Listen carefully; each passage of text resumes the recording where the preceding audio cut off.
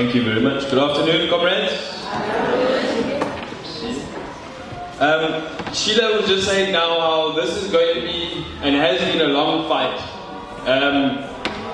And what's interesting is that just in the last couple of months, we've seen some of the reasons as to why the fight for spatial justice has been such a long fight, and why in a place like Sea Point, nothing has changed. And this is an expose on two things. First and foremost, revolves around an individual who worked at the Department of Transport and Public Works. His name is Gary Fisher. He was the head of Public Works from 2011 onwards. Before that, he was an incredibly successful private property investor. This is the gentleman that in 2012 told people who were busy lobbying for the securing of Tafelberg for affordable housing, and these were social housing institutions, people from provincial and city government. He told them, don't focus on Tafelberg, focus elsewhere. Why? He said because there was scrutiny from local ratepayers and other stakeholders. We'll come back to that now. So in 2014, one of the last things he did before he left the department was he set up the EOI, that's the expression of interest for the Tafelberg site. This is almost like the rules of the sale. And the way he set this up made it essentially impossible for affordable housing to become a reality on the site. And subsequently it turned out in 2013 and again in 2015, a company that he's associated with, called Capital Growth, purchased two very big properties, each 90 million rand a piece, that are within a 500-meter radius of Tafelberg. One is the Regent, it's about 500 meters down the way, and the one is directly across the road from Tafelberg.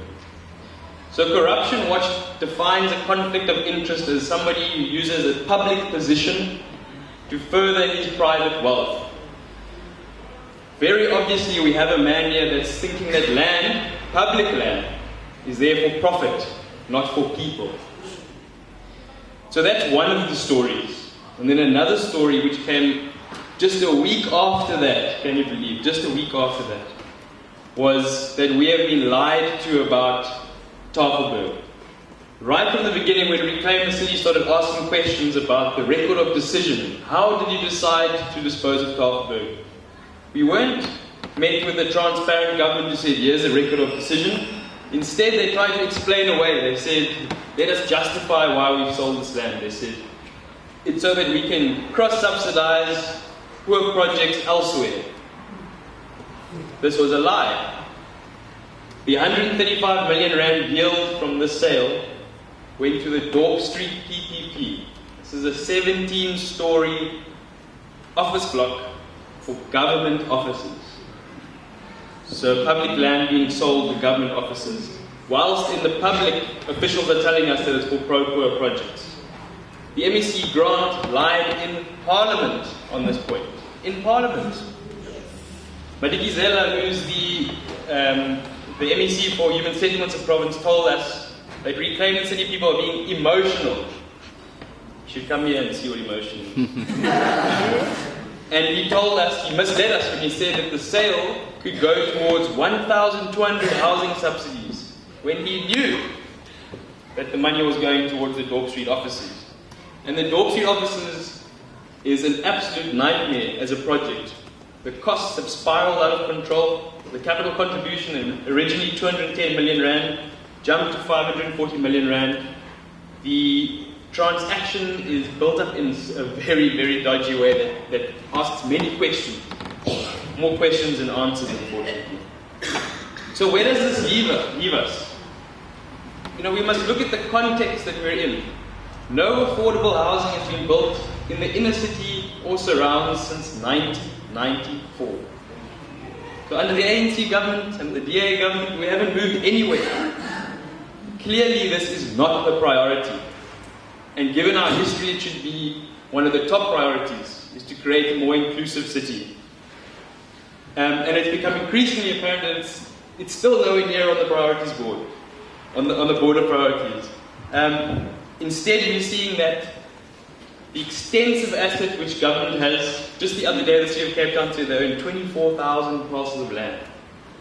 And province owns about 85 billion rands worth of assets. But instead of using these assets to create a more inclusive city, they are using it to get cozier and cozier and cozier with big developers and private capital, essentially. And underlying all of this, what we've seen now, is an assumption by those in power now, by Zille and her cabinet, that if they take big, successful businessmen and they put them into public government, that they're going to do the right job. These are people that are driven by profit. They should not be looking after the state-owned land. And this is why we need much more transparency and accountability around the use of state land. Bearing in mind that all of the stuff that has been discovered happened from looking into the sale or disposal of one piece of land.